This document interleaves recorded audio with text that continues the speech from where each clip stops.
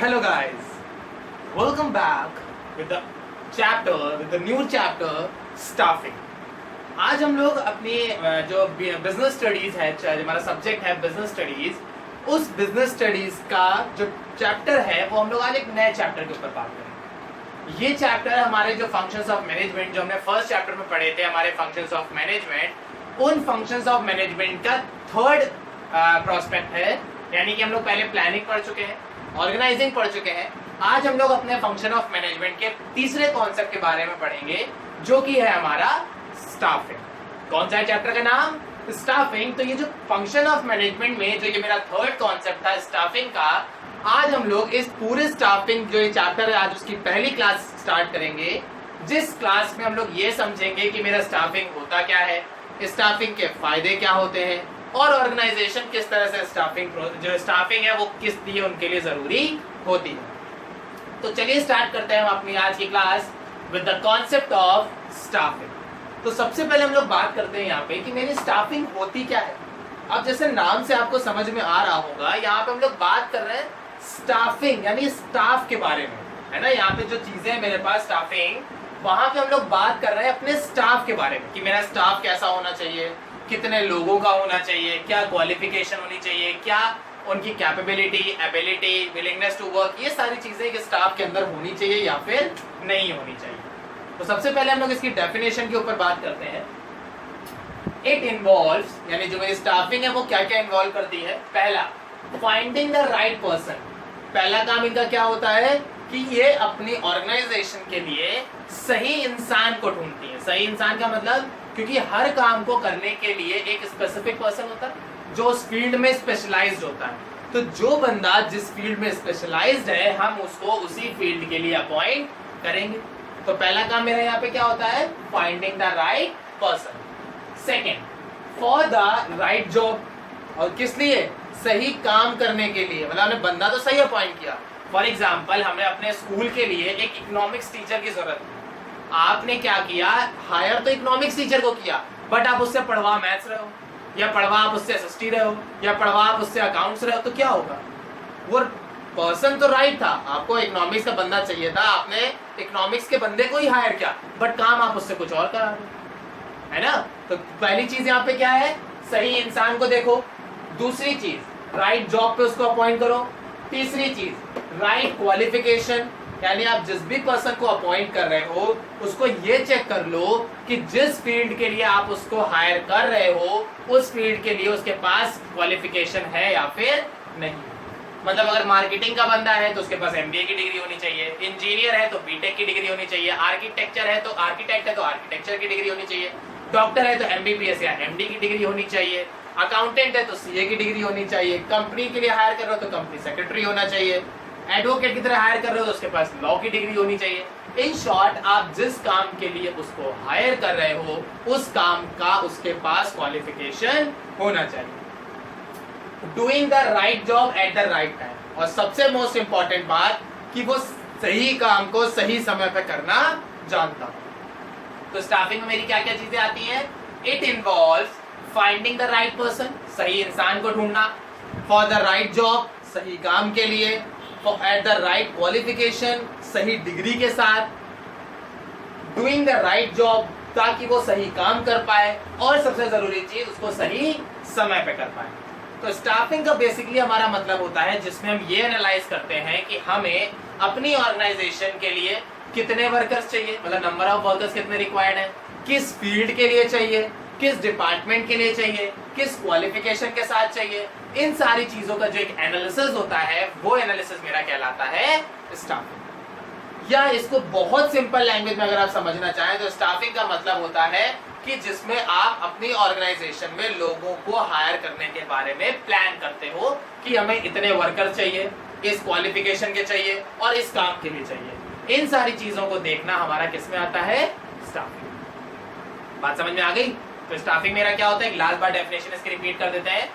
It involves finding the right person for the right job, having the right qualification, doing the right job at the right time. ये definition मैंने यहाँ पे लिखी हुई है, अगर आप चाहें तो वीडियो को पॉज करके ये डेफिनेशन आप नोट डाउन कर सकते हैं। तो अब हम लोग बात करते हैं हमारे सेकेंड टॉपिक के ऊपर, जो कि है मेरा इंपॉर्टेंस। इसको आप इंपॉर्टेंस कह सकते हैं, बेनिफिट्स कह सकते हैं, या एडवांटेजेस कह सकते हैं। यानी importance of staffing, benefit of staffing, या फिर एडवांटेजेस ऑफ स्टाफिंग भी आप कह सकते हैं। इस इंपॉर्टेंस में मेरा जो पहला इंपॉर्टेंस आता है वो क्या है?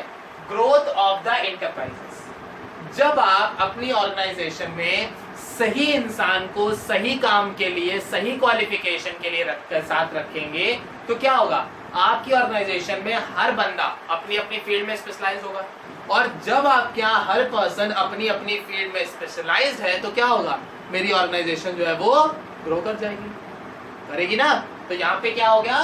ग्रोथ ऑफ द इंटरप्राइजेस की, यानी कि आपकी ऑर्गेनाइजेशन में right person having the right qualification, doing the right task at the right time.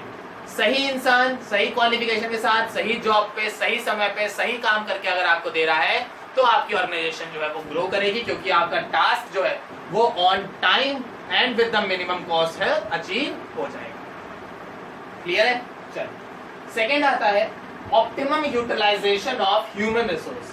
Human resource का मतलब होता है मेरे एम्प्लॉयज जो होते हैं, जो ह्यूमंस मेरे यहाँ काम कर रहे हैं, या वो ह्यूमंस जो मेरी ऑर्गेनाइजेशन के लिए एक एसेट्स है। एसेट का मतलब जो हमें पैसा कमा के दे रहे हैं। तो कोई भी ह्यूमंस जो मेरी ऑर्गेनाइजेशन में हमें पैसा अर्न करके दे रहे हैं, या जिनकी वजह से हम पैसा कमा पा रहे हैं, वो कहलाते हैं मेरे ह्यूमन रिसोर्स। तो दूसरा पॉइंट यहाँ पे क्या है?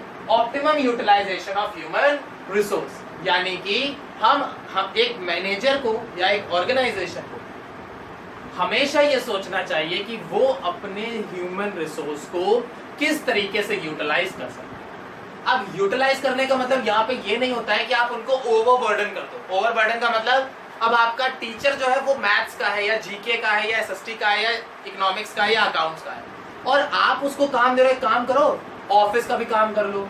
अच्छा, एक काम करो, मार्केट स्कूल की थोड़ी पब्लिसिटी या मार्केटिंग भी कराओ। अच्छा, एक काम करो, कंप्यूटर टीचर का भी काम कर लो। अच्छा, एक काम करो, थोड़ा क्लास टीचर भी बन जाओ। अच्छा चलो, कोऑर्डिनेटर भी बन जाओ। अच्छा चलो, क्या कहते हैं, एग्जामिनेशन हेड भी बन जाओ। मतलब एक्चुअली में आप हो क्या भाई? क्या खिचड़ी बना दी है कि आप सब कुछ हो? तो ये नहीं पॉसिबल है। तो यहाँ पे क्या हुआ? यहाँ पे आपने अपने वर्कर का यूटिलाइजेशन नहीं किया, यहाँ पे आपने अपने वर्कर को ओवरबर्डन कर दिया है, जिसमें अब ना वो अपने सब्जेक्ट का काम देख पाएगा, ना वो सही से क्लास टीचर बन पाएगा, ना वो सही से हेड बन पाएगा, कोऑर्डिनेटर बन पाएगा, ना वो हेड बन पाएगा, ना वो आपका ऑफिस वर्क कर पाएगा, और ना ही वो आपका कंप्यूटर ऑपरेटर बन पाएगा, क्योंकि आपने उसको डिफरेंट एक्टिविटीज दी हुई है, तो वो काम नहीं कर पाएगा। अगर आपको उसको ऑप्टिमम यूटिलाइज करना है, तो आप क्या करोगे? फॉर एग्जाम्पल, वो अकाउंट्स का टीचर है, आप उसको 11th के अकाउंट्स दे दो, 12th के अकाउंट्स दे दो, और उसको ऑफिस का अकाउंटेंट वर्क दे दो। ये तीनों रिलेट कर जाएंगे, क्योंकि ऑफिस में भी अकाउंटिंग का वर्क कर रहा है और 11th 12th में अकाउंट्स पढ़ा रहा है, नो प्रॉब्लम।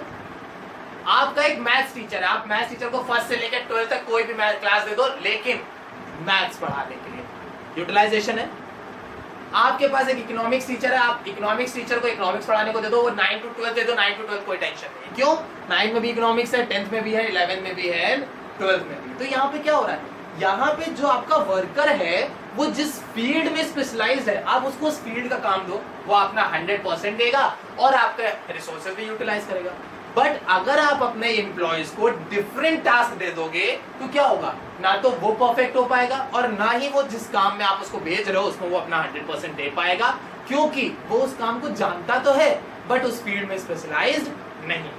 तो दूसरा काम क्या होता है ऑर्गेनाइजेशन का? To utilize the human resource. समझ आ गई? तीसरा point, help in competing. Competing का मतलब होता है सामने वाले से कंपीट करना, यानी कि कंपटीशन करना।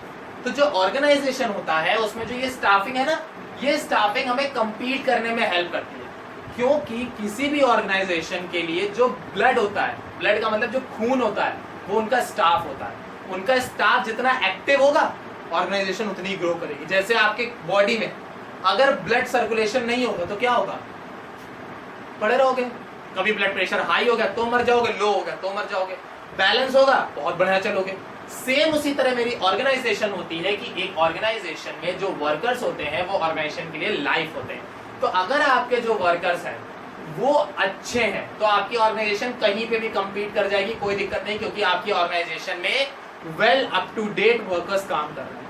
बट अगर आपने अपने वर्कर्स को टाइम टू टाइम अपग्रेड नहीं किया है तो वो वर्कर्स कभी भी ना तो वो वर्कर्स compete कर पाएंगे और ना ही आपकी ऑर्गेनाइजेशन इतनी अच्छी होगी कि वो आगे आपको compete करने में हेल्प कर। ठीक। Third, placing the right person at the right job. जैसा मैंने अभी आपको ऊपर बताया, जो बंदा जिस फील्ड के लिए स्पेशलाइज्ड है आप उसको वही काम दो। अगर कोई बंदा मार्केटिंग का है तो आप उसको मार्केटिंग ही दो, आप उसको फिर सेल्स ना पकड़ाओ। अगर कोई बंदा सेल्स का है तो आप उसको सेल करने को ही दो, आप उसको फाइनेंस में ना भेज दो। अगर कोई बंदा फाइनेंस का है तो आप उसको फाइनेंस का ही काम दो, आप उसको प्रोडक्शन का काम मत दो। यानी कि जो बंदा आपका जिस काम के लिए स्पेशलाइज्ड है आप उसको वही टास्क परफॉर्म करने के लिए देंगे तो वो उस फील्ड में स्पेशलाइज भी होगा, आपके रिसोर्सेज भी सेव करेगा, एनर्जी भी सेव करेगा, टाइम भी सेव करेगा और आपके टास्क को एफिशिएंटली और इफेक्टिवली कंप्लीट करके भी देगा। बात समझ में आ गई? Next, key to effectiveness of other functions. और जाहिर सी बात है जब आप अपना काम स्पेशलाइज तरीके से करोगे तो क्या होगा, बाकी जो अदर फंक्शंस हैं, बाकी इसके अलावा जो आपके काम होंगे वो भी इफेक्टिवनेस के साथ पूरे होंगे। क्योंकि जब आपने अपना काम अच्छे ईमानदारी से किया है तो क्या होगा, आप बाकी काम पे भी कुछ फोकस कर पाओगे। लेकिन जब आपके ऊपर इतना बर्डन डाल दिया जाएगा तो क्या होगा, आप काम ही नहीं कर पाओगे। और जब आप काम ही नहीं कर पाओगे तो आपके जो बाकी फंक्शंस हैं वो भी ठीक तरह से परफॉर्म नहीं हो पाएंगे। जैसे अभी मैंने एग्जांपल दिया, अगर मैं आपको क्लासेस बहुत सारी दे दूं तो आप ऑफिस वर्क नहीं कर पाओगे। अगर मैं आपको ऑफिस वर्क दे दूं, कंप्यूटर वर्क दे दूं, क्लास टीचर दे दूं तो आप ठीक से पढ़ा नहीं पाओगे। अगर मैं आपको हर चीज का हेड बना दूं तो आप छोटे काम नहीं देख पाओगे। तो यानी कि यहाँ पे क्या है कि लेकिन अगर आपको हम आप ही का टास्क दे रहे हैं तो वो आप इफेक्टिव भी करोगे प्लस बाकी लोगों को भी इजीली गाइड कर पाओगे, जिससे आपके बाकी के जो काम है वो भी इजी हो जाएंगे। ठीक।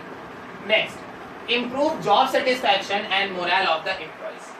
टाइम टू टाइम हमें अपने एम्प्लॉइज का मोरल बूस्ट अप करना पड़ता है। मोरल का मतलब क्या होता है, उनकी जो वर्किंग एबिलिटी है या जो उनका काम करने का मन है या जो उनको मतलब मोरल एक तरह से उनको प्रोत्साहित करना पड़ता है, उनको मोटिवेट करना पड़ता है कि आप काम करो, ये जिस जॉब में आप हो ये जॉब सबसे बेस्ट है, इससे अच्छी कोई जॉब है ही नहीं, आप सबसे बेस्ट जॉब में हो, आप अपना 100% दो, आप सक्सेसफुल हो जाओ।